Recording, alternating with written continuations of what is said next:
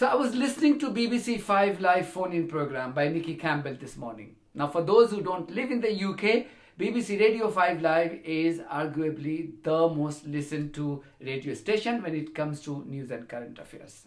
And their presenters are paid hundreds of thousands of pounds by the taxpayers. They are essentially hard-earned taxpayers' money. Now coming back to the show this morning, it was a difficult listen, to put it mildly. This just highlighted one more time how British taxpayers are being taken for a ride with the BBC splashing their money to push such radio programs. So Campbell started his program by highlighting how 1,200 people were killed by Hamas on 7th of October and that the Israeli response had killed 42,000 people according to Hamas-run health ministry. Meaning that Nicky Campbell had personally counted the dead bodies of those killed by Hamas, hence no attribution required. But since Gaza is an oasis, center of peace and prosperity, he needed to attribute the claim to the Hamas-run health ministry. Peaceful weekend. It's the 7th of October. Welcome to the Nation's phone-in. So, the 7th of October attacks 1 year on. How do you feel? It was on this day last year when Hamas gunmen stormed across Gaza's border with Israel, killing about 1,200 people. 251 people were taken hostage. 96 of them remain unaccounted for. Israel responded with a military campaign in Gaza that has now killed nearly 42,000 people, according to the Hamas-run health ministry. The same tactic was repeated by the newsreader. Again, no attribution required as long as it portrays Israelis as victims. Good morning. People across Israel and the world are remembering the 7th of October attacks, exactly a year since they happened. Around 1,200 people were killed and 250 taken hostage by Hamas. He made a pledge to not interrupt in today's show, but didn't state the caveat that he would if there were an Imam or an Islamic priest and an 18-year-old Muslim girl. There'll be much that don't, because I want a free-flowing conversation. I want to hear how people are feeling as well. And that's the main thing I really want to focus on. You know, just your emotional response, your emotional reaction, what it has been like for you and those around you, whether you be Israeli or Palestinian, whether you be a British Jew, whether you be a British Muslim, and be. Keep watching this video to truly understand this BBC radio presenter. When he spoke to Rabbi Jeremy Gordon, he was respectful and sensitive. He asked him very politely what the rabbi thought of the media coverage or if there was any surge in anti-Semitism since 7th of October 2023. At no point did he ask the rabbi if he condemned the action of the Netanyahu regime in massacring 42,000 civilians and destroying the whole of Gaza using weapons from the West. He desperately asked the rabbi if British Jewish people have had to pay a heavy price for just being Jewish. He spoke to the rabbi for 10 minutes before inviting an Imam Habib Minaz.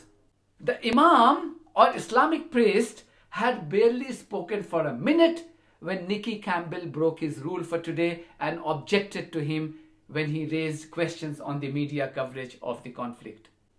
His tone, oh my God!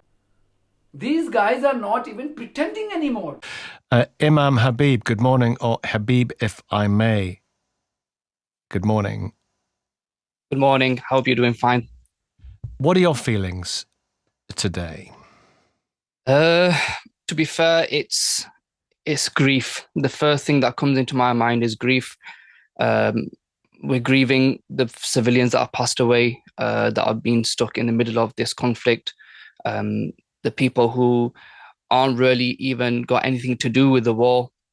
They're just living their normal daily lives, going shopping, taking the children out, playing. They're the ones who are struggling the worst. And unfortunately, it's a year on. I would say a year on, although the conflict has been going on for more than half a century. But of course, the more in the last year, it's been a lot more of an impact globally around the world, worldwide. that we've seen on the news, the media outlets, what they're portraying to us regarding what's happening there. How do you mean?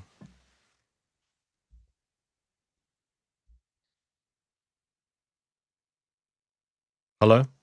Hello, can you hear me? Yeah, can you clarify that last comment about what you have, the media, and how it has portrayed what you've been seeing? It's interesting. Well, I think the media has a big role to play on how they portray what's going on. This Five Live man didn't care to ask the rabbi about his thoughts on the carnage caused by the Israelis in Gaza and the occupied West Bank.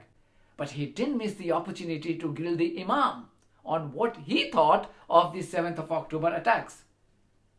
He just didn't stop here with one question, but fired another one. This is so cringeworthy. Have a listen to it. The footage of the gunmen and the grenades going in, and the kids at the festival, and the people in the kibbutz. How did you feel? You know, and I'm not doing like, well, what about that? I'm just asking because that's the day we're talking about today. Of course. What has happened subsequently, yes. But how did you feel when you saw that footage, when you heard what had happened, when you realised what was going on? Of course, any life that is taken, that is murdered, anyone who has any right mind, someone that has empathy in their heart, someone that is just a human being would definitely feel saddened and depressed and feeling a sense of remorse on these images that they might see. What was your human reaction? That's what we're exploring this morning. I don't know if you're a father, but what was going on in your mind and your heart when you saw that footage?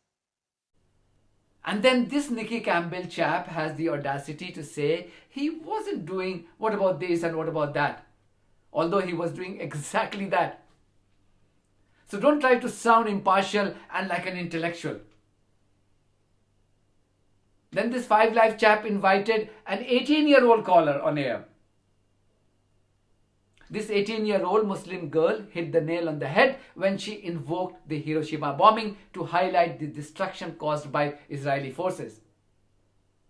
Nicky Campbell had a problem with that analogy. Perfect analogy, perfect comparison. In fact, what has happened in Gaza has been worse than that. But Nicky Campbell had a problem. And he had reserved the best part of his journalism to grill and corner an 18-year-old girl. Yes, very impactful BBC journalism. This is the gold standard of BBC journalism. Don't say a word, give a free ride to anybody who is supporting Israel, but anybody, even if it means an 18-year-old girl, if they highlight the atrocities committed by Israel, then you must corner that individual, even if that individual is an 18-year-old inexperienced girl. Can you see a disturbing trend here? Hamas is a proscribed terrorist organization in the UK. Make an 18-year-old say something stupid about Hamas and then have her career compromised forever. Can't believe the BBC editors allowed this to go without any apology or intervention. We welcome Hasiba in Huddersfield. Good morning. How are you? I believe you're 18 years old, which is quite interesting, yeah. you know. So what are you feeling today? What are your thoughts? What are your friends saying? Well, really, it's quite heartbreaking what's happening in Gaza. There's been so many bombs dropped in Gaza. It's like more than Hiroshima, which is astounding. But yeah, everyone that I know, they are quite very sad about what's happening, and the suffering that's on the Palestinian people as well. But yeah, and especially the children as well. There's so many children being massacred, and even the ICJ have ruled, that what Israel's doing is unlawful and it is collective punishment. and so as the UN General Secretaries as well. We know, absolutely. Yes, we know all this, and it's very important to point it out. What are your feelings today, October the 7th, about what actually happened on October the 7th? And that is what we're focusing on because of this anniversary, seems to be the wrong word. But what are your thoughts about October the 7th, Hasiba? Well, the Palestinians have been under oppression for so long, even before October the 7th. They've been under oppression. So when you kind of oppress certain people for so long, I mean, they will retaliate like anyone else.